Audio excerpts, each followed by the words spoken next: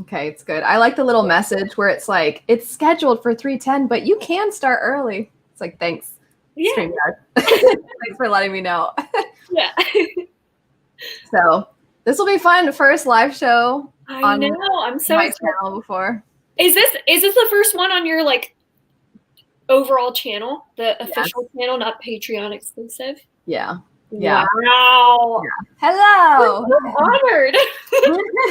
Well, you helped me with it because doing a sort of Kaigen with you and then doing the couple of things on World Hoppers that were live for Rhythm of War. Oh, yeah. Helps. Oh my goodness, look at it. Hey. Oh, wow. Hello, everyone. Everybody came in all of a sudden. Hi, everyone. This is Jessie. If you've never Hi. seen Oh, the yes. channel. I'll introduce myself. I'm Jessie from the channel Jessie May, if you haven't seen me before. I'm very excited to be here. I like fantasy. I like sci-fi. I like thrillers. Pretty much anything. I like reading. I don't know how to introduce myself. It's so awkward. I feel like, yeah, I was thinking about I feel like this is going to be pretty chill, but I was just like instinctively going to start saying the stuff I say for World Hoppers. Yeah. And all of the profits go to. Yeah, and I'm like, oh wait, that's not. Ooh, Elantris and Muse of Nightmare. Ooh. It's a cool mix. Stellar introduction. Thank you. So funny. Oh yeah, I'm glad that you were excited. I feel like you and I both are so like we're both a little giggly, you know. So as I'm letting people kind of come into the video, so we'll formally start maybe here in a couple minutes, give people some time, get some drinks. But Jessie and I, spoiler, we didn't like Road of Kings. We haven't really talked about it though. We just both didn't really like it. I know that. No, I should have brought my tea instead of my water bottle.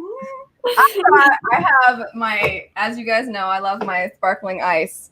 Oh, there it is. To sponsor me. I can't believe they haven't sponsored you yet. And then a water or similar water bottles. Actually, I have like two. Right. Oh, those are nice. Alan, oh my God. I like fantasy. Every booktuber ever. I'm assuming, Alan, that you didn't read this with us. I don't know that I don't think you would like this book. Alan, I don't think you would want to associate yourself with it. I don't think, yeah, no, I don't think. Yeah. Hello from the Philippines. So cool. Hello. Hello from Phoenix, Arizona and Nashville, Tennessee. Yeah. What time is it in the Philippines right now, James? I'm curious. Ruin of Kings, more like the ruin of books.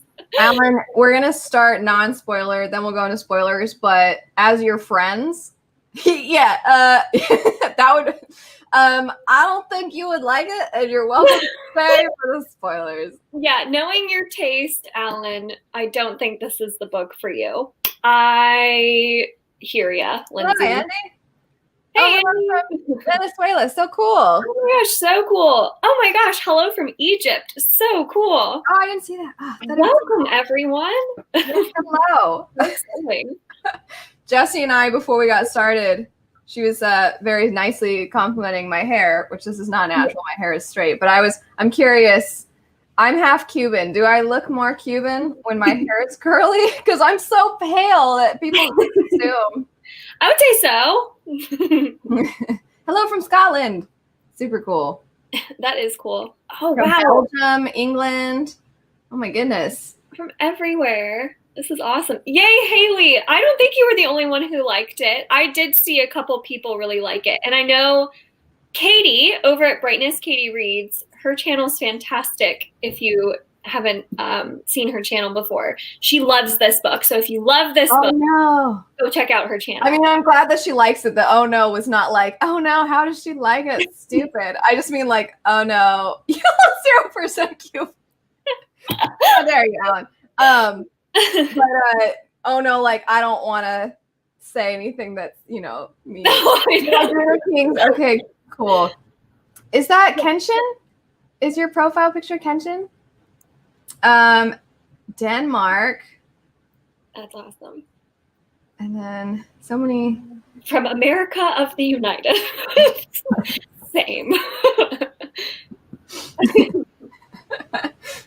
Are we united? I feel like not really. From India. That's awesome. That is awesome. This is so cool. No, this is so fun. Okay, let me see what time. It's 3:08 or 4:08 or 8 after. I don't know. It's different for everybody. I feel like, as we're seeing, Cubans. I feel like I don't represent very well because I'm just not, I don't know, not spicy enough. Not that Cubans are like, I used to have a friend in high school who was very white, like European, ancestry. And he was always like, he would get ranch for the chicken sandwiches at our school to dip, like drench it in the ranch because he's like, they're too spicy. And I'm like, these aren't spicy. And he was always like, well, it's because you're Cuban, like you're used to spicy food. And I'm like, Cubans don't. But in Arizona shares the border with Mexico. Mm-hmm. And most people associate like spicy food with just anybody who is, Hispanic in some way. But like Mexican spicy, like that's a thing. But Cubans don't really eat spicy food. Like there are spices, but it's not spicy. But everybody just assumes. And like my moms can speak Spanish. My grandparents are from Cuba. But people just are like, oh, you guys are Mexican. And it's like, there's like more than just, Yes. It's a lot of, you would probably know better than me. That sounds delicious. I don't like coffee. This is what I'm saying. I'm not a good Cuban. I don't, I feel like I just am not, I don't represent well. Yeah, I don't like black beans, I don't like rice. You don't like black beans? No. I love black beans. So funny. Philippines, yay. That's awesome. Oh, I mean, of the two, I think Poppy War would probably be. I don't know Poppy War. If you want my opinion. I feel like on that note, it's 3:10. I think we can get started. Awesome. This is a great. I love beans and rice. Hi, Allie. I'm Mexican and I don't like avocado. So funny. So just, I know you introduced yourself a second ago and it was fantastic, but just now that we're officially starting, if you want to introduce yourself for those that don't know you. Yes. Okay. Now that we are officially starting, my name's Jessie. My channel is Jessie May. I talk about fantasy, sci-fi books, adult, young adult, but I also really like horror, thriller, contemporary, but I read anything. I don't care. I just like to read. So that's me. I'm super honored to be here. I'm super excited that you are here. Jessie's my friend in real life too, for those that don't know. But we're going to be talking about, as the name implies, we're going to be talking about Ruin of Kings. So we're going to start non-spoiler, and then we will get into spoilers. Okay. And I'll put up a banner so that you guys know when spoilers start in case anybody is hopping in later. But, oh man, Jessie and I are nice people. Neither of us liked this book, and so we don't want to be mean. But for those that don't know about the book, the way it's formatted is very interesting because I'm going to compare it. This is going to be a really bizarre combination.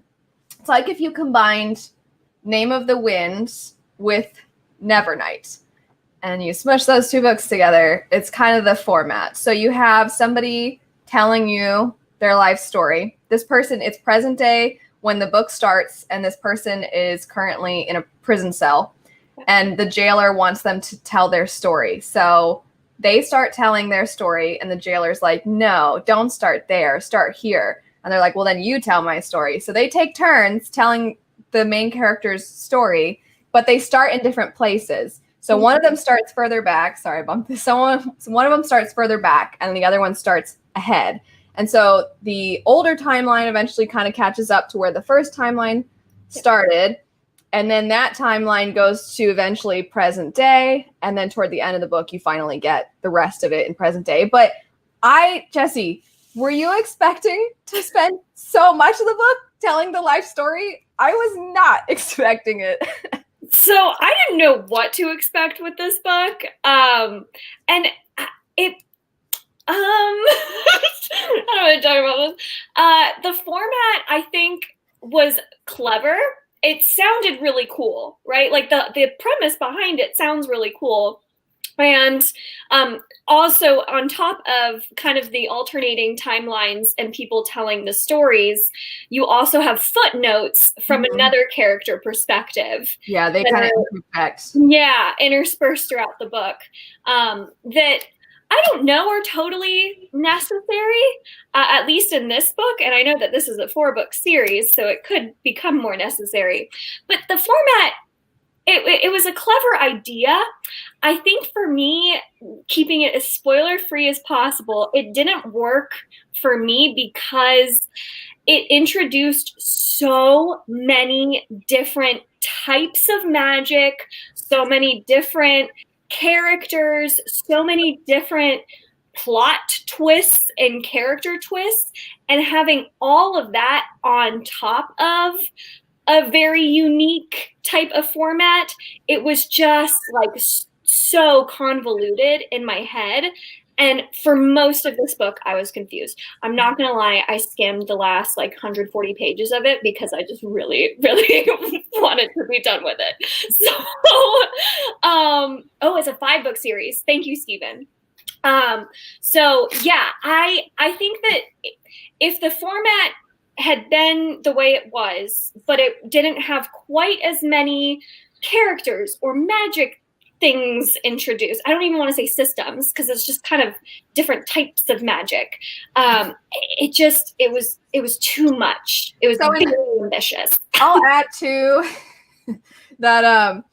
Some of the magic I'll backtrack really quick. So the copy I have, and I think you have a similar copy, is a little over 540 pages. Yes. And they stop going back and forth with the past 480 pages in. 480 pages in is when they stop doing that, and then they go to present day for anybody who's interested. So I was like, when are we going to get to part 2?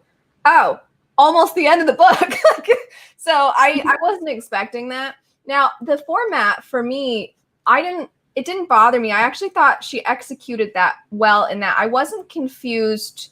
I think kind of what you're saying. It wasn't the format itself that was jarring necessarily. Mm-hmm. I do think sometimes the pacing, I think the buildup would happen in one and then it would get interrupted by the other. So yeah. I almost was like, you can just have a couple in a row, I think, where I wouldn't have minded, and that would have bothered other people if she kind of broke, because it does go every single time, it goes every other. He tells his, the jailer tells theirs. He tells his, the jailer. And so sometimes I'm like, we can just keep with one of them with this plot line for a while. Yep. So some person who mentioned, I'm sorry, I forgot who, but here it is, Sarah. So the timeline, it wasn't that bad.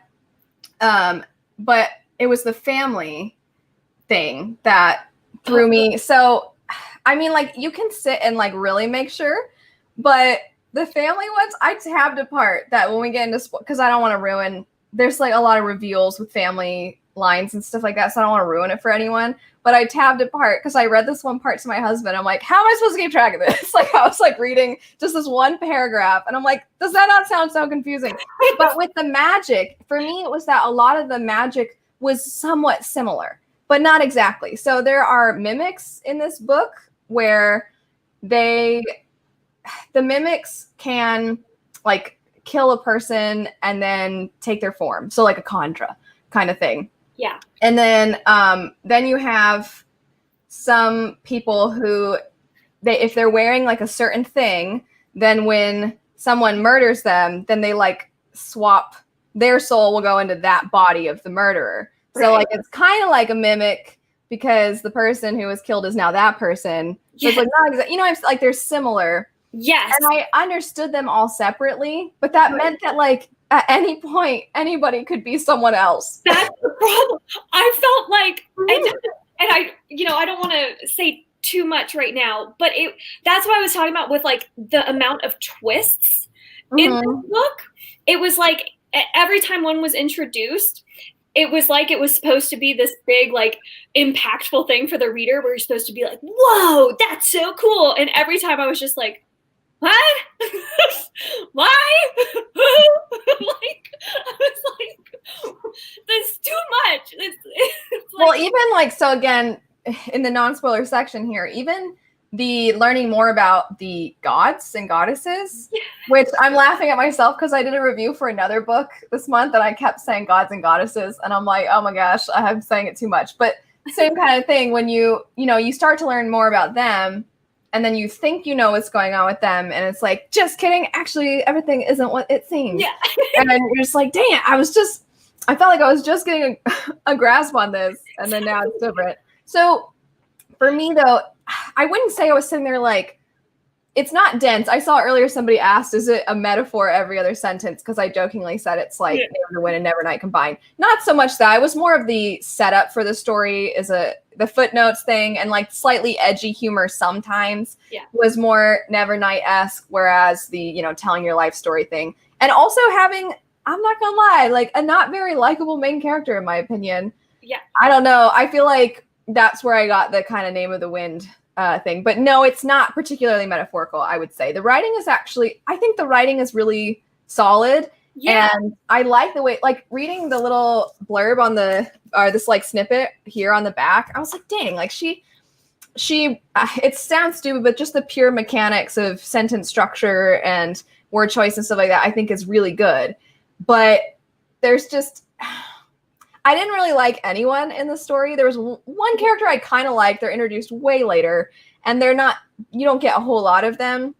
Right. But I tapped another part that I'll read that once again is a spoiler, but I almost feel like we needed to go into non-spoiler, spoiler light, and then heavy, because I really want to read this one part to you guys, and I would say it's spoiler light because I tapped it and I read that part to Sean, and I was like, yeah, that's it. That's literally all that's happened for the past. There's a part where somebody they like show up and a person's like, where have you been? How are you here now? And they're like, oh, just the usual, had like all this crazy stuff happen. And they say like a couple things kind of like joking, except for they're not really joking. And I'm like, that is literally all that happened. That's all that's happened for 450 pages. Like I was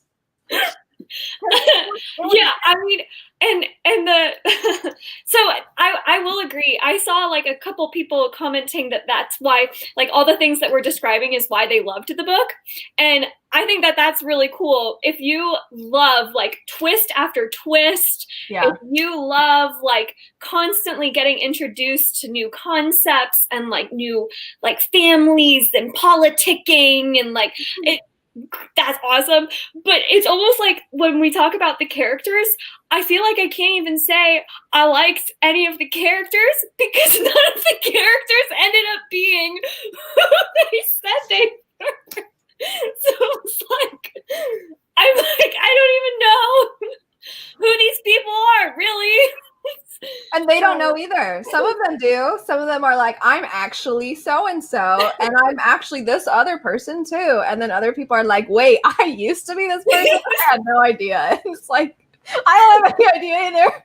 I guess I'm just here for the ride. I just started kind of laughing after a while because it was like, and again, I don't want to say too much because I'll wait till we talk about spoilers. But this person, Kristen, I totally agree. I actually noticed like halfway through the book, Kieran, how he did seem very passive.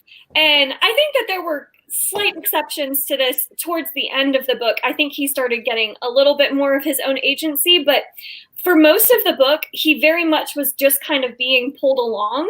Yeah, which I understood because he's so young. Right. Only like, 15, 16 for a while. And then one thing I'll add that frustrated me a little bit is we spent so much time with certain scenes. There's a whole part where there's this, they're like attacked. They're out at sea, like there's a big part with that. And then other times stuff would get summarized and they're like, 2 years of me training. And I'm just like, okay, I guess. And then like another 2 years go by. And I was like, okay, that's kind of an interesting choice here. But it's hard.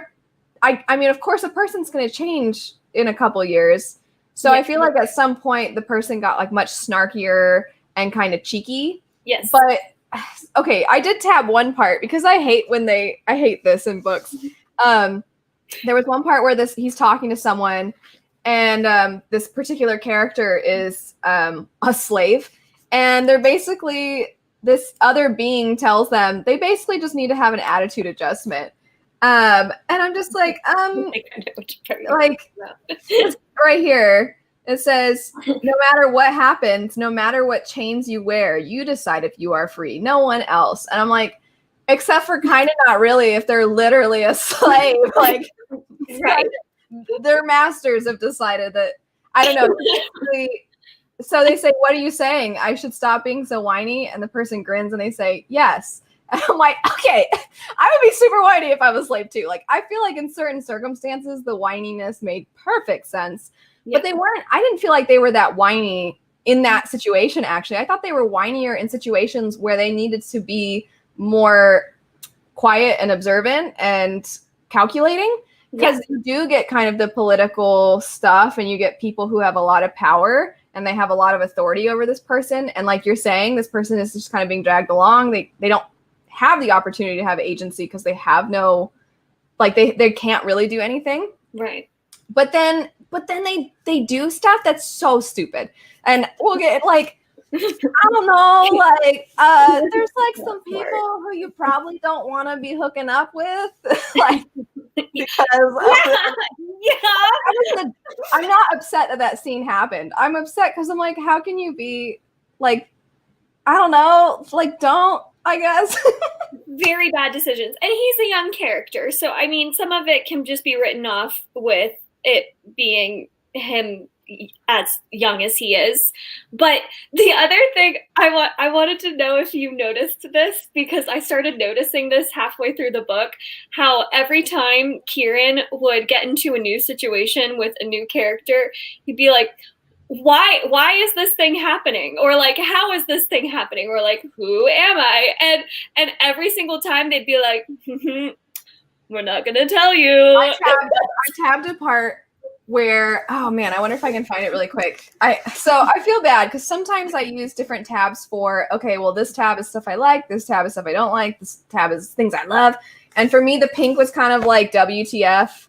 And then the blue was like, I need to remember this scene because extra WTF, you know, that kind of thing. So like none of it was great for me. None of the tabs. If it sounds good, you should check it out. Okay. I think this is it. Okay. So somebody said, would meeting this other person be so bad? I don't want to say the person. Mm-hmm. And this person says, yes, it would. And I ain't going to explain why that is. You need to trust that I know what I'm talking about. And I'm like, no, I feel like you should let us know why this is a big deal. Why? And they do that all the time. Like, just trust me. And I'm like, why would we? So many times it would be like, oh, how is that person capable of doing that? And they'd be like, oh, you're not ready to know. And you're like, but why is he ready to know? And then he'd be like, so why are you after me? And they'd be like, oh, that's an answer for another day. Or they would be like, prophecy. And you're like, okay. I love, though, there was one part where he's supposed to be getting trained by someone. He has like one thing happen, almost like a trippy, I'm going to go into this vision and then experience this stuff. Yes. And then after that, the person's like, I think they've completed their training. I'm like, you just showed up the first thing. This is like the only thing you guys have done, and he's done. But then later he's like, we decided that I would train and prepare some more. So 2 years went by, and that's when the 2 years, and I was like, I don't know. Let's see if it was written. That's cool. The timeline thing it really didn't bother me. I mean, it was an interesting choice, and I actually think it takes a lot of skill to pull that off. Yeah. To make, because then you would start to see certain people in one timeline being brought up in another, and you're like, oh, that's kind of cool. It's almost like when you get Easter eggs from another book. Yes. It's like you had that in your own book, which is pretty cool, I think. But it was more just the story itself. I mean, if you try to explain what this book is, to someone. It's like, trying to keep this one demon away. And like, you're like, but is it? Is that But is it? Yeah. Prophecy. And you're like, what? So no, I mean, the thing is, like, yeah, like you're saying, the formatting wasn't what like ruined this book for me. It definitely, I think if if this was a book that I was gonna really, really enjoy, I think if it had like 10 less plot twists or like 5 less types of different magic and kind of dove deeper into each twist because it had less, or dove deeper into each type of magic because it had less. Like if it only had the mimic thing, or if it only had the Stone of Shackles thing, or if it only had, like take one of those cool concepts and really expand on that, because there were cool ideas in this book. A lot of really cool ideas. But just too many, like, I don't want to say too much because I'm going to wait till we talk spoilers, but too many plot twists. Is there anything else totally non-spoiler that you want to talk about before we get into, we'll do light spoilers and then heavy spoilers, I think. Although, I'm a little iffy. Of course, like, keep watching at your own risk here, because what's considered light maybe to some of us isn't light to other people. But yeah. Was there anything else that is completely non-spoiler that you would want to... Did you have any characters that you liked? I mean, so I like trying to think, because you think you like a character and then it's JK something else. I liked Galen, who is a noble person. Yes. Son. I liked that character. I felt bad for them. Yes, I like Maya. Yeah. I liked Ola. No, I will not be continuing with the series. The second one does the same thing. Did you know that? What? The second one does, I think, a split thing again. Does it really? I'm pretty sure you get there's a character that's introduced at the end that this person has like seen in visions, sort of, kind of.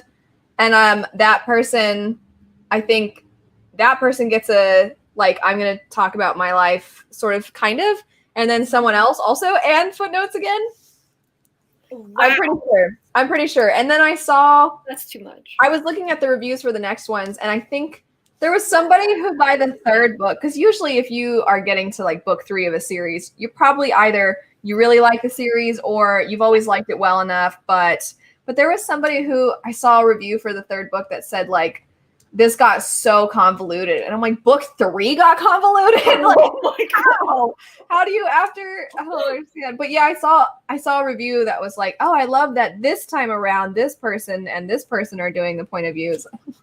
Oh my goodness. I don't think I could do it. Again. I don't think I could do it. I did like I just had the name in my head. I liked Talon. I was gonna say that just Talon was interesting. Just because she was so interesting. Okay, here you go. And no, I won't be continuing on. Whoever does continue on, you'll have to let us know if it's really, really good. That's another thing too, is this is not structured at all, but I'm not sure how it's pronounced. I listen sometimes to the audiobook, but the Vani, Vane, but there's like an accent type of thing over the E. They're like other forms of Vane. The audiobook pronounced it. Okay. So, because I would sometimes listen and sometimes I'm like, I'm just going to read for a bit. Yeah. But I feel like I didn't quite, that's, there's them, and then there's different races of people, but the races aren't necessarily just like we look different. It's like, I'm a crocodile type of person. And there's a dragon in the book too. There are dragons in this world. There are dragons. I hope that you really enjoy it. Yes, I hope that it is amazing. Talon is the footnote for book 2. Oh, that's good, because I thought I'm interested. Okay, I'm not going to say anything. I think we should go into spoiler light now. Yeah. Yes. So we're going to go into spoiler light because I actually want to follow up on that. So there is in the footnote of, I don't know how to say the guy's name, the footnote person in this book, one of the footnotes says that when the guy like used something against her, that they, you know, it was one of those like, oh, they're probably still at large because nobody ever actually followed up to see if there was like a body left behind. And I was like, it's kind of cool that it's like a really subtle thing in the footnotes, I think, because like it kind of lets you know, but at the same time, it's like, Yeah. I actually liked the footnotes. And kind of the humor that it added. I was kind of bummed that we didn't get more of that character's perspective. They to me were more interesting. Yeah. The audiobook narrator for that one, I think, was a good choice because they were kind of like snarky a little bit. Yes. I did wish we got more of that person. But that's it. Okay, talking about the magic, it's also a place that you can go where time doesn't work the same way. And I'm like, oh, cool, another, and like seeing beyond the first veil, there's like, you see beyond the first veil, and then after that, there's like the other, and I'm like, another thing, you know, there's a lot to it. There's a lot. And then I remember like the whole first veil, second veil, third veil thing, like there's the reminds me of Sabriel. The realm of the magic and the realm of the dead. And then in the beginning of the book, they introduce that concept to you, and then the footnote at the bottom says, this isn't actually correct. It's actually just 2 veils or realms. And you're like, wait, what? But then they use the rest of the book and they stay with the incorrect. That's the thing is like, I'm going to have a hard time remembering what is and is not when the characters don't know what is and is not, you know? Right. So yeah. And like, sometimes they would, exactly what you just said, you know, I'm just going to say one that's not specific, but it would just be like, oh, like, okay, there was a whole thing about like mimics don't really bleed.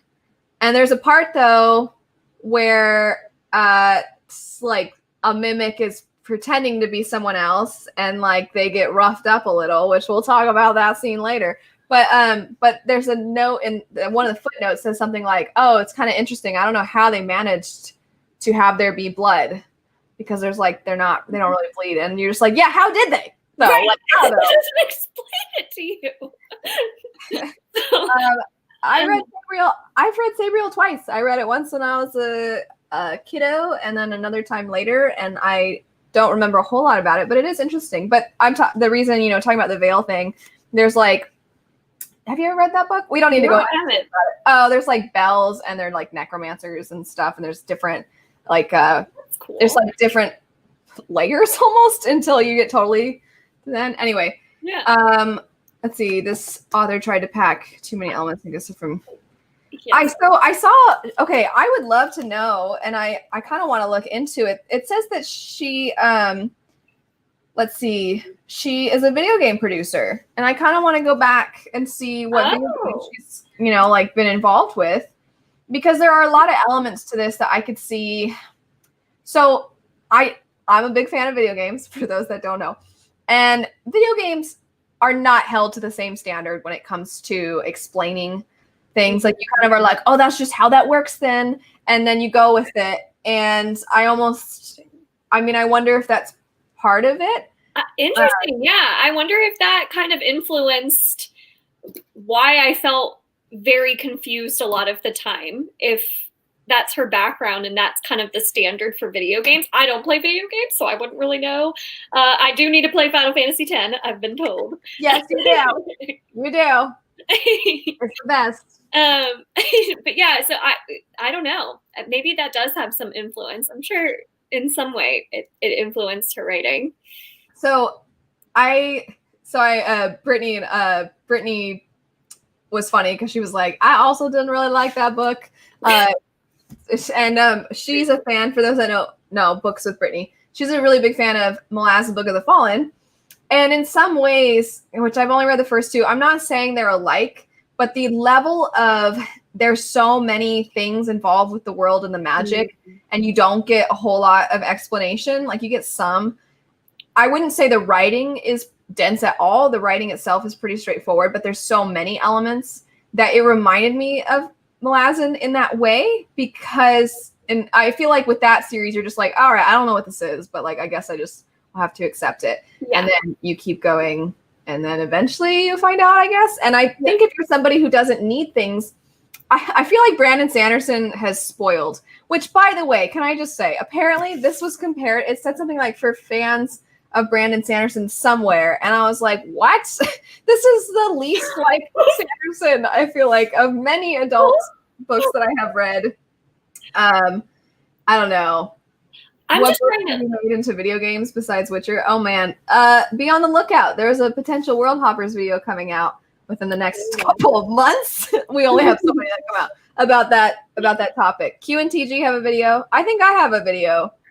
Anyway, not that it matters, but there's a lot that would make good video games. Yeah, there's a lot. But this book was kind of info dumpy and not enough context. Yeah, I would say, like, things get mentioned, they just don't go into detail.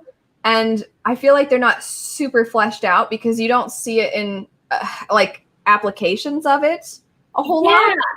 It's really interesting how, because I wouldn't say there was a ton of exposition in this book.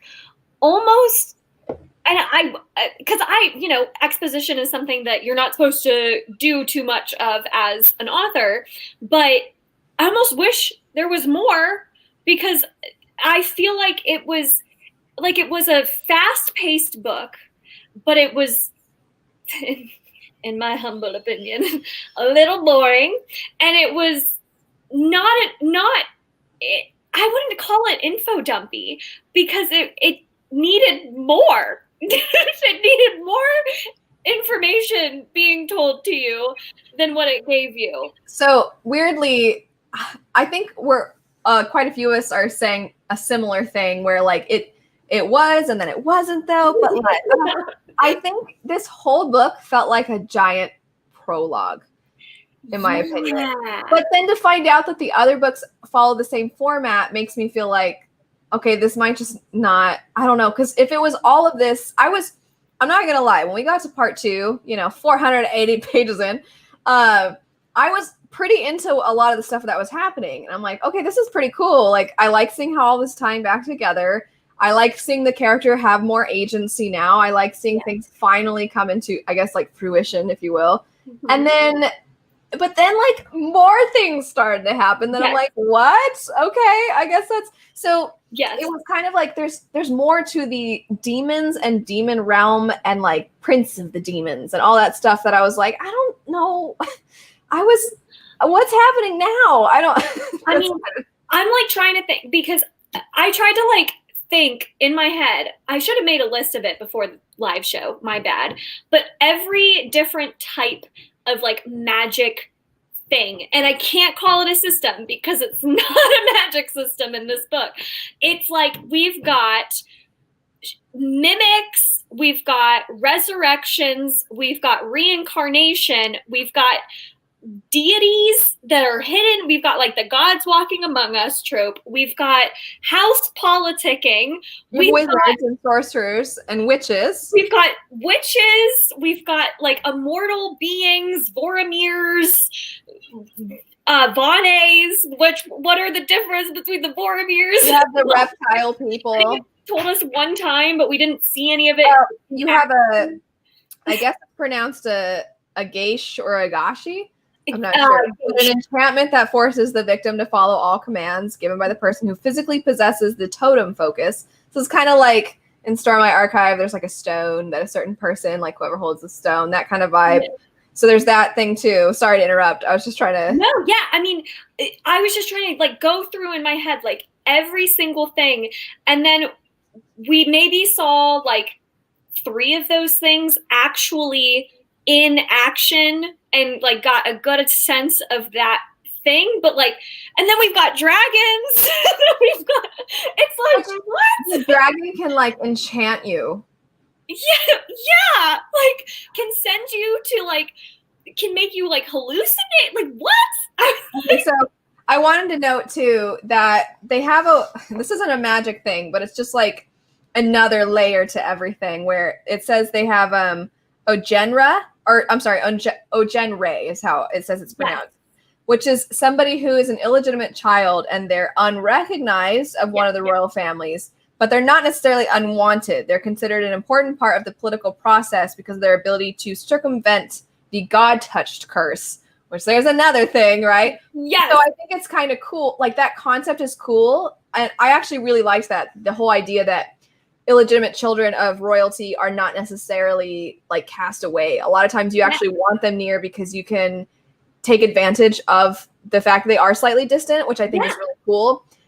But I'm also like, it's weird to have them use that. And then, sorry, I'm going to keep it clean here, but like the curse word term that people use for that, it's weird that like that word is still used. Like, you stupid, whatever. Yes. Or they'll call people that, but like, it's clearly not necessarily a negative per se. So I'm kind of like, I almost feel like maybe take that word out of, not because I'm like, that's a bad word. Not in that way. Right. The meaning of that word implies like a negativity over somebody who has illegitimate, whatever. But I thought that concept was so cool, but it jarred. I get it was jarring in a sense to have it. Yeah. I don't know if that makes sense, but it does. Just to add to the like complexities, that's another thing though. Like that's another extra word, like fantasy word. And you're like, wait, what is, I never was confused about that particular one. But so somebody asked, hello, by the way, how does it differ from Evan Winter, Naomi Novik? So Evan Winters, I would say, is more, I don't want to say simple in like a mean way, like more basic, but I feel like, very straightforward. Is very straightforward. Naomi Novik, I feel like, is more flowery. Yes. I don't know. Like her writing, I liked the writing itself. I did. I liked it. I not ever at any point was I pulled out of the story because of how she wrote. If that makes sense. The philosophy, psychology part of the text, like the whole concept of like evil and good and things like that. Yeah, I'm curious which part is being referenced. But yeah, like what about the writing style? I wouldn't say it was flowery at all. Right. Yeah, I wouldn't either. It was and I would say Naomi Novik's stories, at least from the ones that I've read, which is only Uprooted. So I don't know why I said multiple. You've only read Uprooted? Yeah, I've only read Uprooted. Oh my gosh. Spinning Silver is fantastic. Far better than Uprooted. And then Temeraire, I read a while ago, but I liked Temeraire. I wish, and then the God touch thing, just to elaborate here, because why not? The God touch thing says a gift or a curse, depending on who one asks, handed down by the 8 immortals to the 8 royal houses of Kor. The royal houses are forbidden on pain of death from making laws. As a side effect of the curse, each house has a distinctive eye color. And you're just like, so it's weird because you have people that are basically nobility, but they don't rule necessarily. Like they can't. Which was a cool concept. Yeah. And again, I wish we could have just taken it's almost like I wish we could have taken all the stuff with the like mimic reincarnation stuff out of it and just left it to like the house politicking and stuff, because it was there were some cool ideas in this that I would have loved to have seen explored more, but just didn't get enough depth because there were so many other elements that she had to also incorporate. Should we get into spoilers? Yes. Okay. I feel like we both want to at this point. Yeah. Also, I haven't read Deadly Education, but I forget about that one because it's newer. But I've heard that one is a little more straightforward. So thank you, Kristen, for adding that in. But yeah, okay. So spoilers. I again, this is very just two friends chatting. Clearly not particularly structured. Let me put up a banner for a little while. I'm not trying to ignore the chat, but if anybody joins, I don't want them to be like, oh shoot, I didn't realize it was spoilery. So we're talking spoilers now. Yes. Yes, somebody wrote spoilers, please. Okay, yeah, I'm super ready. So do you want to go first? Do you want to talk about? Oh my God. The biggest thing, I was so mad. I think at the point where we found out that Kieran wasn't actually Kieran and was like a reincarnation of like one of the 8 deities. As was his mother. His mother was like actually this other person, and then his dad wasn't actually his dad. His dad was actually his grandpa. And you're like, and then Kemezra wasn't really Kemezra, and then Galen was actually Talon. And you're like, what? Like, it was too much. It was way too many. I did not know at the end of this book who was actually their name on the page. Like, because it had switched so many times. Like, Lady Maya isn't actually Maya. She's actually a deity. And you're like, wait, what? So it was too much. That was the biggest thing for me. And it's like, then it kind of like undoes, that's very good grammar, Jessie, undoes all of the, like, I don't know, the like connection you felt with that character leading up to that revelation. Because it's like, you like, okay, yeah, I really liked Maya. Okay, then we find out Maya isn't really Maya. And you're like, well, now I don't know who she is, and I don't know if I like her. So it like that for me was the biggest thing, was not, I feel like not one character actually ended up being who that character started as at the beginning of the book. So let me find the tab really quick where I read off to Sean. I'm like, how am I supposed to keep track of this? Because where is it? It's so great. I think it might have been one of the pink ones, because it wasn't like, it wasn't outlandish necessarily. Okay. Shoot, where is it? It made me laugh, because I'm like, I mean, is anyone, and especially when you start to realize, because at the beginning of the book, I wasn't quite sure what Talon was, right? Like, you're not totally sure until a little bit further into the book, the whole idea behind like what a mimic is and how Talon is telling this story. And then when you realize it's because Talon ate all these souls and have all their memories that she's able to tell their perspectives, you're like, okay, so every time Talon's telling their part of the story, we know that character is dead, basically. So anytime we got Galen's perspective, I didn't care, because I was like, Galen is Talon. And like, do you know what I mean? Like, it just like, I don't care. They're all dead. So mad. I was the most, okay, so the whole, like, what's her name? Yeshna or something? The stepmom. Okay, who like, he sleeps with. And I'm like, yeah. Which it's actually Talon. Right. It's actually Talon. But I'm just like, dude, your dad, it's actually your brother. This dude beats you up and is looking for any excuse. He's looking for any excuse to hurt you.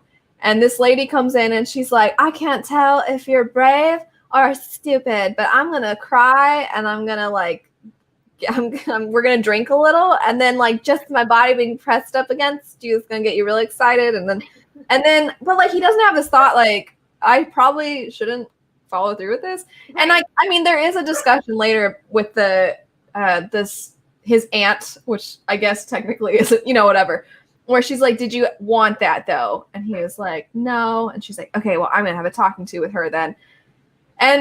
But they're like, oh, well, you're 6 months away from being a man, so like you're not actually a man yet. And I'm like, so in 6 months this would have been like totally chill, I guess. I don't know. I mean, I kind of appreciated the fact that we were saying like, hey, she took kind of sort of advantage of a child, because he was like not even 16 yet.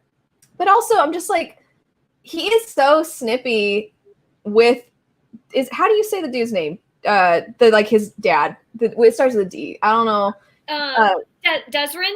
Is it, or is it? It's an A, but I don't. Anyway, however you pronounce it is fine. But Darzin? What? Darzin?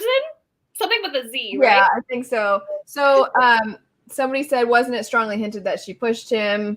Yeah, I mean, it's more, I think that's what they talked about with the aunt. But I'm just like, I mean, he clearly doesn't mind talking back, even when he knows he's at risk of getting hurt. So I don't know. That whole thing was like that whole scene, I'm just kind of like, I don't know. Why? What? Like, why did it have to happen? Well, I mean, I was asking that constantly throughout this book. And again, to be honest, I did skim the last 140 pages of this book. So I truly could have missed something that was explained in that time. But there were the whole time I was just asking why? Why is Talon telling his story? Why does Talon want him to tell his story? Why? I don't know. I don't know why anything. And that whole thing with that whole scene was interesting too, because she clearly, when Darzan came in, she was clearly very roughed up. So it's oh, I guess he likes being rough. But it's Talon, and so she's fine. That's the part I was referencing where in the footnotes it said something about how oh, I wonder how she managed to make it look like she bled or whatever because she's got bruises. Because Darzan even says oh, I'm proud of you, and you're just are you though? And then he's just make sure though that if you're gonna be rough with the slaves, because don't be rough with the other men's wives, because then they'll know that their women were sleeping around and stuff.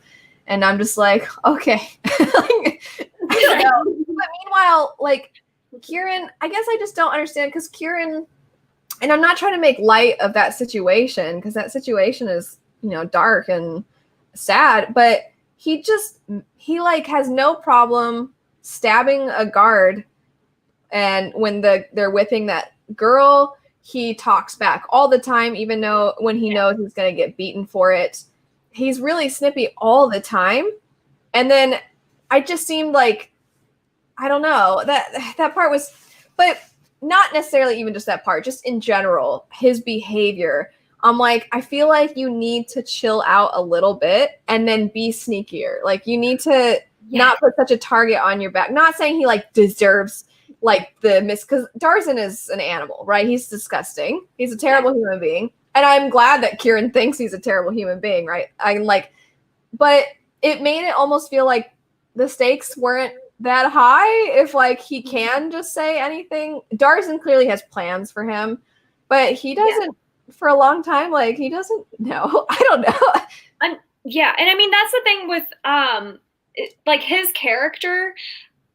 I get that he's a young character and he's a teenager in this book, and he has a lot of maturing to do.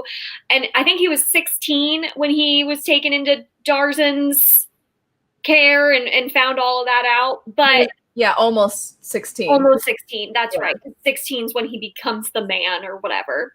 But like you're saying, he was so hot-headed, and it was so frustrating that he kept trying the same strategies over and over again in order to escape or in order to get something he wanted. And it's be a little sneakier, be a little smarter, maybe, learn from your mistakes and then do it smarter the next time, do a little more scheming, maybe.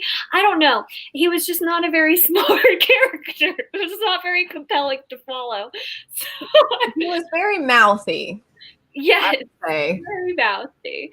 But again, he's just a flawed character, I guess, and that's how you can write it off. I wanted to read the one part though that I feel really it outlines. It's just one little paragraph when he's thinking about who his father is. This is 437 pages in, and it says, "Oh, but there was only one person it could be, not Darzan. No, someone so ashamed of and yet chained to his relationship with Maya, he demanded all call her lady as if she were his titled wife. I would explain too why I looked so much like Fedrin Damon. who was not, in fact, my great-great-uncle or even my great-grandfather, but just my grandfather, Kieran, son of Theron, son of Hedron. The golden hair had skipped a generation, helped along by a pure-blooded Vonne mother. The blue eyes had been there all along. And I'm just like, that's a little much. Like, it's too much. Not to mention that Maya is not actually Maya, but Maya is the lady of the Vonne, like, right. And I saw someone earlier saying how her personality changed real quick when her geish thing stopped working. Like, she immediately was like, I'm going off. And she just like kills everybody. Yeah. And oh my God, Kristen, thank you. Especially if he was such a successful thief and had like a street name, like Rook, this street thief. And then he's like such a hot-headed, like stubborn. I feel like he was so sneaky ambitious. I feel like he was sneaky because he could kind of make people not really see him.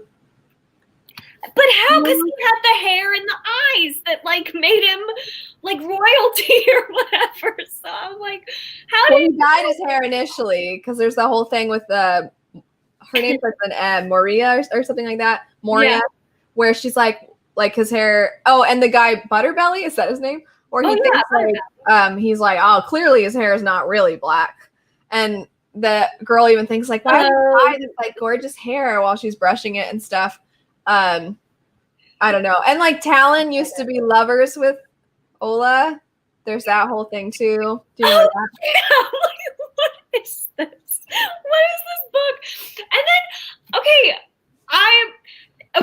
then did I miss this? Tell me if I missed this. Okay, now I'm nervous that I'm not gonna know.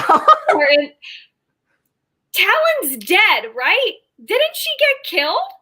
She's still alive. Okay, she is. Okay. But didn't they like think that they killed her or something? At the very end, the footnotes guy, there's a footnote that says, so the other guy that was in the Black Brotherhood, the one that can create illusions, he stabbed her, but then he dipped because he's like, I gotta go help Kieran. And then he thought he took care of her, but then it's implied that he probably didn't. But that was after the jail, like switching back and forth, telling their story. Yeah. So that happened later, but before that. Yeah. No. Okay, you're right. I actually do remember the footnote saying like, she may not actually be dead. Okay, so that makes sense then how she could get her own footnotes in the second book. Because she was an interesting character, even though it like wasn't her. I kept thinking that maybe her and then the footnotes point of view, I was like, maybe they're like actually working together. That'd be cool. Because there's that part where, I don't know, I just thought, and like she kind of is, there's more to her for sure, obviously. Yes. You know? And I guess you'll find out her motivations in the second book. Because do we really ever find out like what her motivation is for helping Darzin? Like why is she on his side? I think there must be more to it because there's the whole thing at the end where the girl he's been seeing in his visions when he like finds her and because he like notes that she has like demons, like some kind of demon thing with her. And I don't know, I get this because when he was sold at the end of the plot line that she was telling is when he gets sold into slavery, which is where his version of the story starts. So she showed up and like carried him off, and she has some line about like sending him off for all that time. Yeah, because clearly there was more to her like you're saying, her motives, because otherwise I don't think she would have just like sent him to escape, essentially. You know what I mean? Right. Yeah. So there must be more with her. She was one of the most interesting, I would say, characters. Yeah. I was hoping to get more of her motivations in this book, but I guess that's something that comes in the next book. So here, Kristen says, not for Darzin, but there's an implication at the end that she had switched allegiances. Something about the prophecy in the group with those rings that the Emperor and his adopted father had.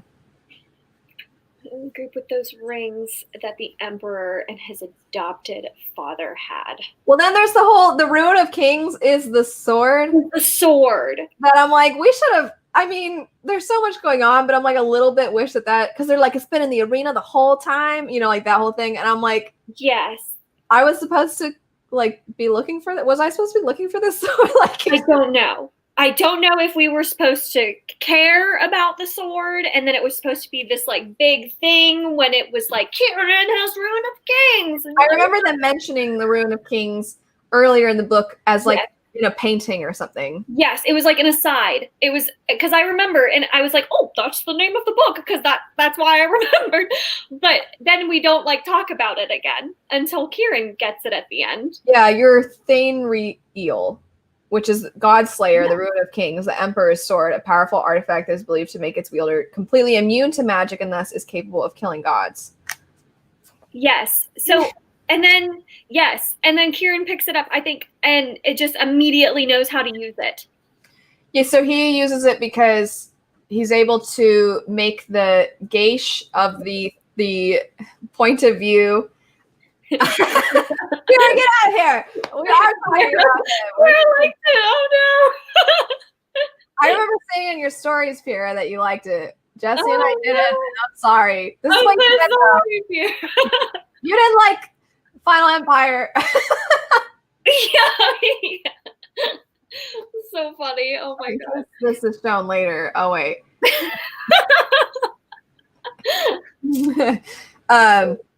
Sorry, go back spoilers so that other people know. Anyway, so I lost my train of thought. Oh, this Karen, stop it. Anywho, so and Kieran is Kieran? I don't know. Anyway, so the sword is what we're talking about currently. Woke up and chose chaos. That's great. But I kept waiting. I wanted more of that third person, the footnotes. I never know how to say his name. It starts with a T. Vandriel.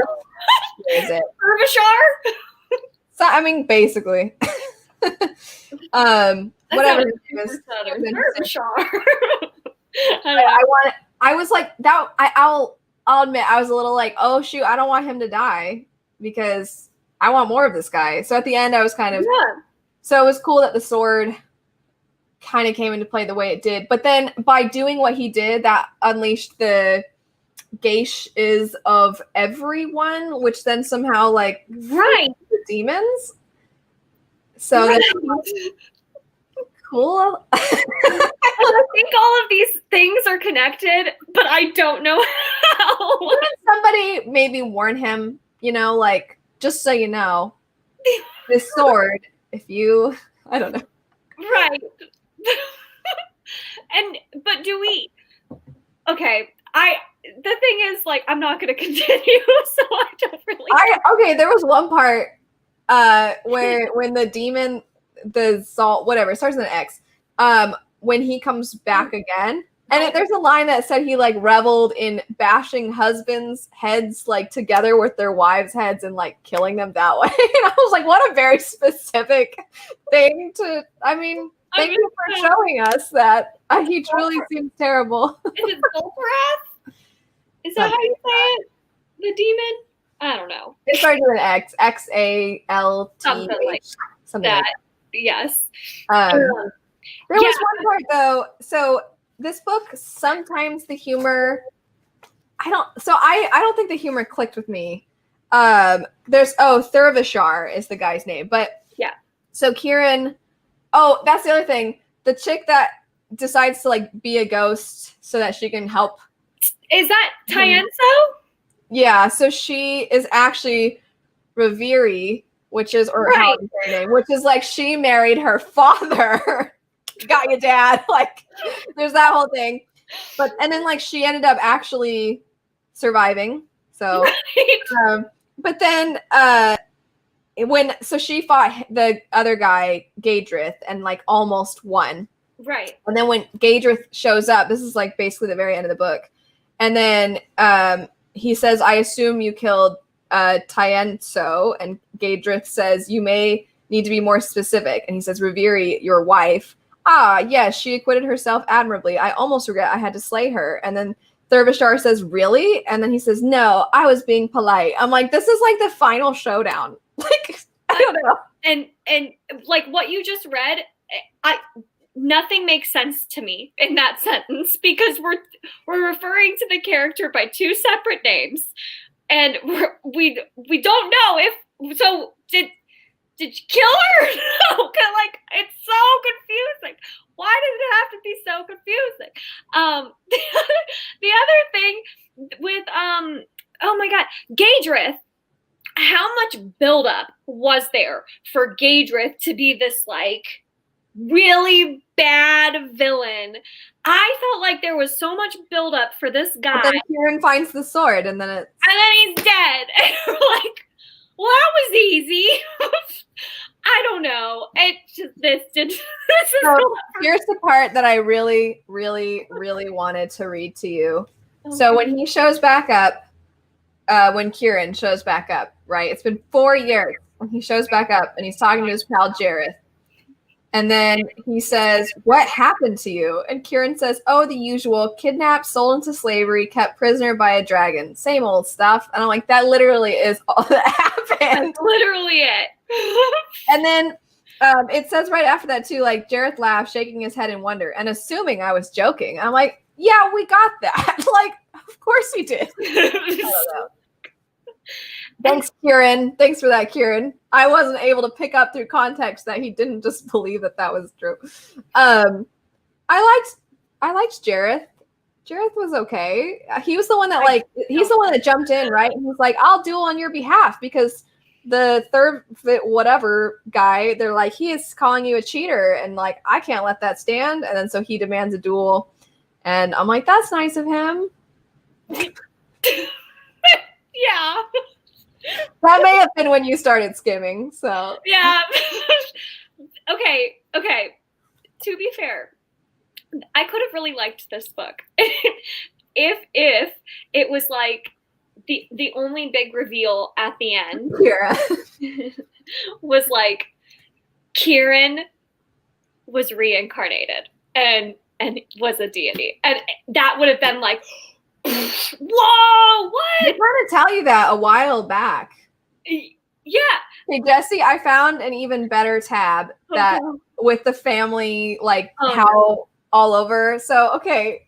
He says, my mother is the Vane queen. No, your mother is a Vani handmaiden possessed by the soul of the Vane queen. Or Maya was a traitor and an assassin as she attempted to kill the queen, and you are her son. Although since King Kalanis is probably the one who ordered Maya to assassinate his sister, Queen Kariel, I guess that makes you the son of a patriot too. Vani politics gets complicated. You might want to draw up a chart. And I'm like, that's like breaking the fourth wall. You're basically telling me like this is complicated. You might want to draw a chart. I mean, the proof is in the pudding. Like, it's just like, and that was every page. Every page, it was like. At a certain point, it was a lot. It was too much. It's like, oh, so this is my mother. No, this is your sister. You're like, what? Although, okay, I'm laughing because I, like, in the page right before that, the guy tells him, use your brain. I know it hurts, but try. And then he says, I hate you both. Just give me a straight answer. And I'm like, I'm with Kieran on that one, guys. Like, just because everybody's always like so cryptic, like you're not ready to know yet. That's what I hated. I hated the whole like build up with when Kieran gets taken by the Black Brotherhood and keeps asking, like, why is this happening? Why is he after me? Why is Relosfar after me? Why did you guys take me? What is the prophecy? And every single time, because I was like, okay, how many times is this going to happen? Every single time they were like, you're not ready to know. That answer will come with time. And you're like, when are we going to get answers? Like, but then I also don't feel like I understood what he did that made him finally ready to know. Basically, what he did was he banged the other chick on the island, and they're like, you might end up liking her, so like let's send her off, let's have Doc show up, then you'll go on like a weird vision adventure, and then now you can know. And I'm just like, what? I see that Para and Kristen are asking us about, is it pronounced Tara? Teraith is how Teraith? the audiobook pronounced it. Okay. So I think Teraith is one of the few characters who is actually Teraith. I think that was like, right? Or did another thing happen that I missed? Well, he's died before because he remembers. Oh God. He's one of the only people that remembers the last time, right? Because Kieran says something to him at some point about like, because the guy's like, oh, nobody remembers what it's like in the land of peace or whatever it's called. And then he's like, what about you though? And then, yeah, he has past lives too. Yeah, he's like, what about you? He's like, you're right. Sorry, I'm an exception. I do remember. So, yeah, because, okay, this is where you start skimming. So he talks about how at one point they're like, why would you bother trying? And Kieran says, because I can. And Teraith is like laughing, and he's like, why are you laughing at me? Because he thinks he's being mocked. He's like, I'm sorry, I wasn't trying to mock you. It's just when we were all like in the afterlife, you just stared off for like 500 years. You didn't say anything. You just like stared into the distance. And then when they asked for volunteers for who would go, you volunteered first. And I had to volunteer after because I couldn't just let you. But you know what your words were? Your words were, because I can. And then so he's like, that's why I'm laughing or whatever. That sounds actually my brain just might not have processed that was Teraith saying that to Kieran because I just didn't care. Okay, maybe I liked Teraith, but I don't know. I don't, because I don't know who he is. Life Teraith has lived, did you enjoy? This life that Teraith has lived, he was fine. I have no qualms with Teraith. There's also the fact that with the whole, sometimes their children are not actually like their children, or they are, but they're not recognized or whatever. Right. The whole Doc guy that's just a bartender, and he's actually like this epic other person, right? There's all those things. There's the whole, in one of the backstory parts where Kieran goes to the bar and he's talking to this woman who's like, oh my gosh. So he had freed that one guy from slavery, asked that guy to go back, get whatever possessions he could, and then give them to this chick. And then he goes to get those things from the girl. And she's talking, and she like seems kind of suave and cool. And she's somehow Doc's like daughter or something. And then footnotes narrator is like, she's adopted. I checked. And I'm just like, is that necessary? Like, what? I don't know. I'm just like, okay, awesome. I think it was trying to imply like Doc is just this like goofy barkeep, and then his daughter's real sexy. How can that be? And it's like, because she's adopted. And it's like, oh, that makes more sense. I don't know. I feel like extra, and I like complicated, intricate. So I think what you were saying earlier about how if we had focused on like the complexities of the houses, if you will, if we kind of stuck with that and their maneuvering, since they can't actually make laws, and how they try to manipulate things becoming law so that they can get more power, that would have been super cool. That would have been so cool. That would have been a totally different book, obviously. Yes. But like I feel like I was excited when we started to see Kieran get pushed into this plot line, because I was like, oh, we're gonna get like house politics. Not really, because then like as soon as he starts to get made aware of stuff, as soon as that happens, then he's like sold off, and you're like, dang it. Right. Well, okay.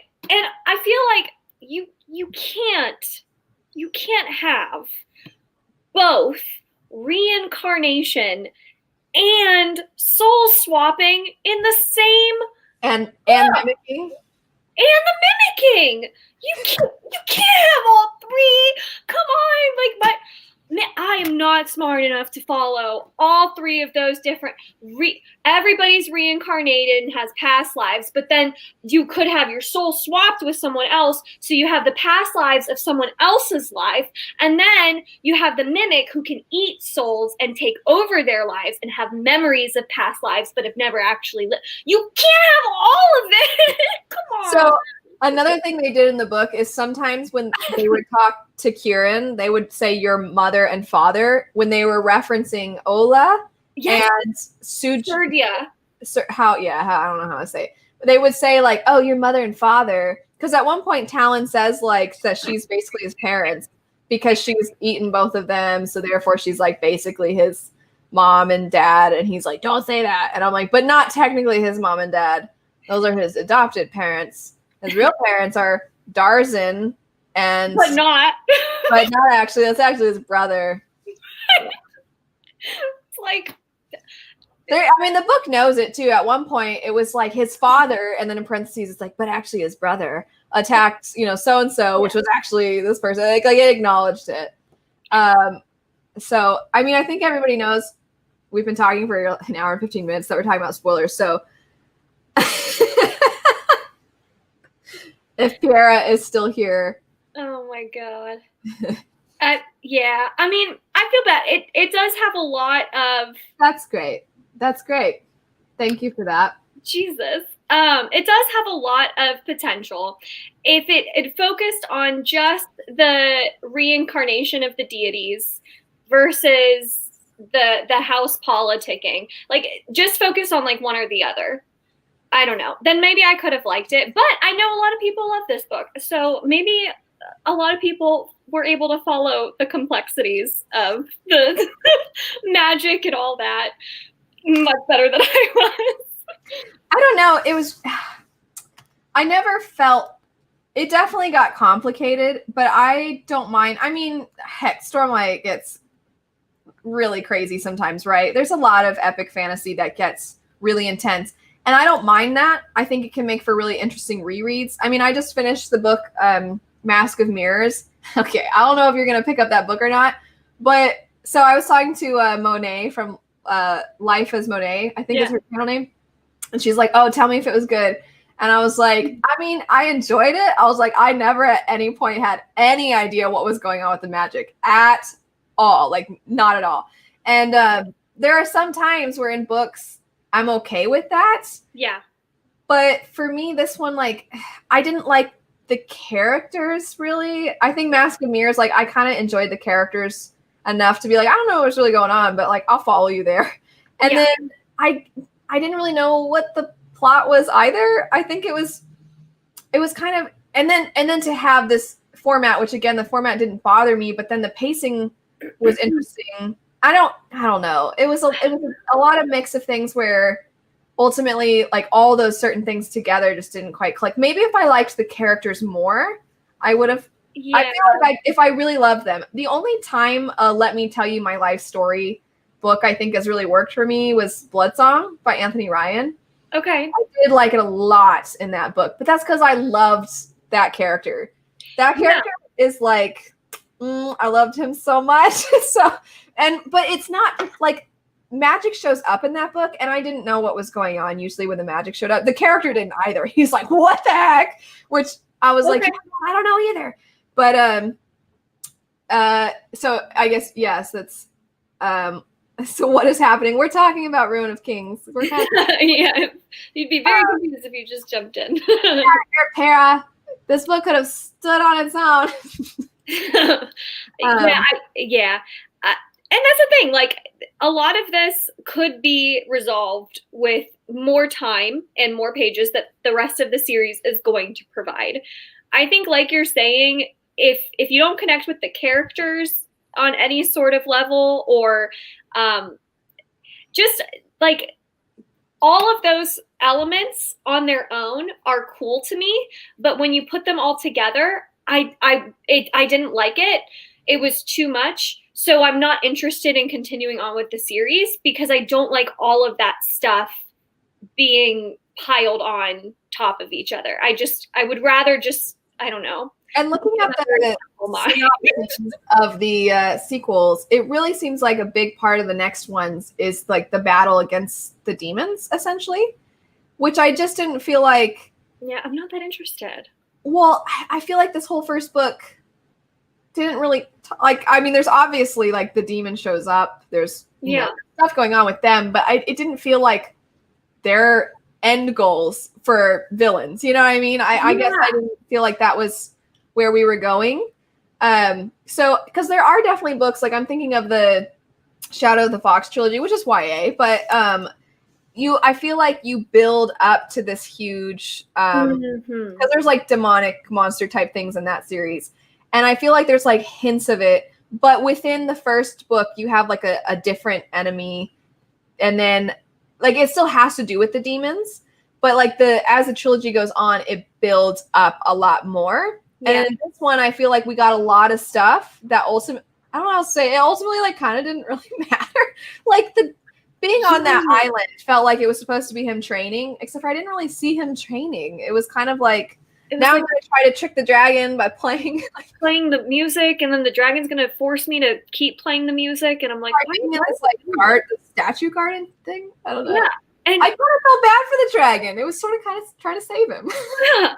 And the thing is, the demon stuff, if that is where the series goes, I'm not sure if that is, but if it is where the series goes, that was actually my least favorite stuff in this book.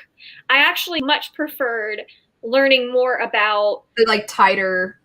Yeah, I liked the house politicking stuff. I liked kind of the family politics and the dynamics between the different houses. And I thought some of the like Soul of Shackles stuff was really cool. Like whoever's got the Soul of Shackles like is immortal. Like I thought that whole concept was really cool to me. That was my favorite part.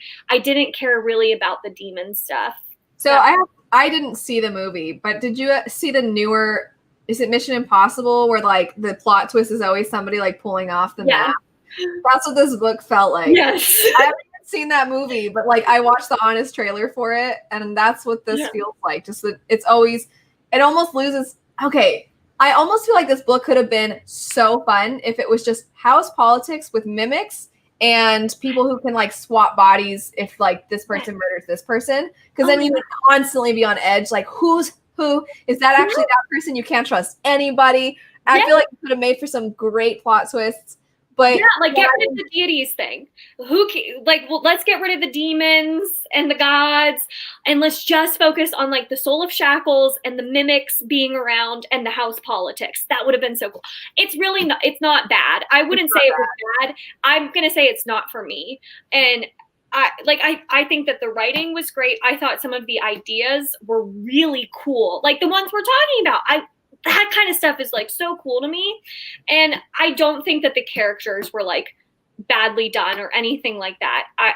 So I wouldn't say it's bad. I just honestly like a more straightforward story. I don't know. Like I like a traditionally. I think we need to both be very forward in saying that you and I lean on the basic side of what we like. Just a little bit. Sanderson, like straightforward, like very to the point writing style, a magic system that's like just that magic system that you're built. This is just not for me, but that's okay. I mean, a lot of people love it.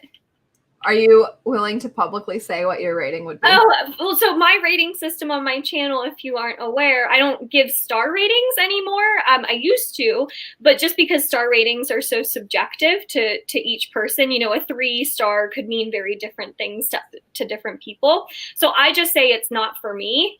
But like on Goodreads, if you care, I gave it 2.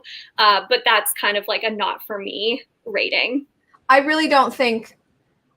This book is tough because I feel like it has its audience for sure. You know what I mean? Like it is so many things at once, and it's people are gonna like that. There are gonna be people who like the characters. There are gonna be people that like how many intricacies there are with the different races and the people that were once these people, and the potential to find out more about what happened in the past. And it has its audience, and I am not that audience. It's tough because, I mean, I think that with epic fantasy, kind of what I was saying earlier about the build, I like when there are references to things that you're like, I wonder if that's going to come back later. I wonder if that's going to be a thing in a future book. Is that going to be the ultimate bad guy in the long run? I like when you kind of zero in on a certain element of the story within a book, and like you're introduced to other things, but we have our main thing here. Yes. Which it's difficult when you have essentially two different plot lines going. Yep. That are both backstory. Yeah, I would say that's true. Well, thanks. That's nice. Thanks. Here, this is a good one. They love the book. To process and confusing to follow at times. It crams in. I haven't. See, that's what. Yeah. And I wouldn't even say like, I mean, I know we've picked at certain things. When I pick at things in books, I'm usually not picking at like quality things. I'm more like, why is the character being like this? Or finding examples of things that would go along with why I was frustrated personally, but I don't think those things mean that the book is bad. Correct. So, like those, flaws, like what you're saying here, that's like, it was a flaw for me, but not an objective flaw. Yes. I mean, I was telling my husband, it actually takes a lot to be able to write two different backstories of the same character, one of which is from their point of view, one of which is from someone else's point of view, and make those both interesting. Because okay, everything that's happening in this point of view, you essentially know the outcome to some degree because of the second point of view. By point of view, I mean like the second timeline, I should say. And then both of these end up with him in prison because that's right. Yeah, the end game of the book at the very beginning. So it takes a lot to get a character or to get a reader interested, and it was interesting. It was. It was a lot. Yeah, and again, when I say like there were too many twists, that is such a subjective piece of criticism that so many people are going to love. Like, oh my gosh, if you just love like twist after twist, fast-paced house politicking, then it has an audience that's going to really enjoy it. It has so many cool concepts too. It does. I think I just wanted like one of those concepts, and because that's why earlier when I was like, it's like kind of like Nevernight and Name of the Wind, but like, I also feel like, but then it's got Shadow of the Fox vibe since I was describing that, and it's got somebody else was saying earlier like all the different things that it's like. Here it's got so many other things mixed in that it's a lot of different. But some people are going to like that because, I mean, Ninth Reign, which if you guys are familiar, know that I was a big fan of that book. And I have said before, it's like so many different things from the fantasy genre, but done slightly different. And I loved it. And then in this particular book, the things that it had that seemed somewhat similar, but combined and done a little different, it didn't click. So, it's tricky. But it wasn't for us. I feel so bad. I was like, oh man, because like I'm always like, okay, well, first off, books obviously can have so much emotional attachment for people. Like people can have a strong emotional connection to books for various different reasons, which is why I don't like just sitting and being like, this book was terrible, and then a rant or something. I'll explain why I don't like it, but. And then also like I know somebody worked really hard on this, and I know the editors probably worked hard on this, and the publicists and all these people worked really hard to give us this product to entertain us. And like then I'm over here like, oh, this like Kieran guys, and like so I was a little nervous because when I DM'd you, I was like, oh, I'm like I didn't like it either, but I was nervous because I'm like I don't want to be mean, Negative, yes. I mean, that's why, like, I say in my rating, not for me, instead of, like, this book was bad. Like, I'm not going to say this book was bad. This could have been a wonderful book to so many people. I think, too, it's just a matter of, like, when you're talking publicly versus privately. Yeah. Because, like, like, if you and I are talking, and I'm not even referring to this book, but if we're, like, talking about a book I really didn't like, and I'm like, ugh, I wish I could just, like, put it in my trash and watch the trash truck come and like dump it in the thing, like goodbye, and like give it the middle finger as it leaves. Like I mean, if I were to say something like that to you, you would tell friends that I'm being like over the top and dramatic. But I wouldn't say that publicly because because like it's it gives off a different vibe. I guess what I'm saying is I tone down my frustrations generally into a hopefully more informative presentation instead of just like, you know, I love it. giving this book the middle finger as the trash truck came and picked it up. You know, that's not where I would have put it. It just wasn't for me. I think ultimately it's the kind of book where if we hadn't been buddy reading it, I probably would have been like, I don't know, I might DNF this. You know, the thing. Yeah, I would have DNF'd this, so I probably wouldn't have even. I don't give ratings to books I DNF. So I love that. Classy in public, ruthless amongst friends. So yeah, I and you know, it is what it is. But at the end of the day, I would definitely, like, when I talk about this in my wrap up, I'm definitely going to still recommend it to certain people who like the elements that are in this book and say, give it a try, because you might really like how it's executed, because a lot of people really like how it's executed. But just for XYZ reason, it didn't work for me personally. So yeah. Yeah. I think that's fair. Let's hope that Legendborn is next month is Legendborn, so we're kind of swapping to something a little bit more digestible. We tried to like have a mix of not like all the epic fantasy pushed, you know, at the same time. We should have another person with us for that live show. I saw someone ask earlier when the live show is going to be in February. Probably the last weekend is what we're planning. It'll probably be on this channel again, on mine. Mm-hmm.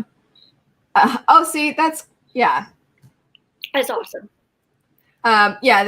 So probably the last Saturday of the month. Yeah, probably. And then we'll announce the time probably a little closer in once we know what like our plans are. And we have the other person that may join us is in a quite different time zone from us, so it'd probably be earlier in the day. Okay, yeah. That'd probably work for them. I don't have many plans these days. So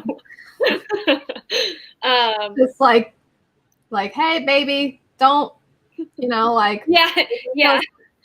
The baby would be really early if it came in February. I do think it's fun now that we can say. So when we made our announcement videos for the buddy reads, and we're like, we'll do live shows for the first 3 months, and we'll see from there where it goes. It's because, I mean, I knew Jessie was pregnant. Jessie obviously knew. Yeah, if you didn't know, I made the announcement on my channel. So if you didn't know, I'm pregnant. So that's why we could only do live shows for sure for the first 3 months, and then we'll see after that. Yeah. But I thought it was really fun. I'm still glad that we read it, because this was really fun. Yes, it was. I had a good time. I hope other people liked it more than we did. Yes, I did see quite a few people say that they liked it. So that's good. Makes me happy.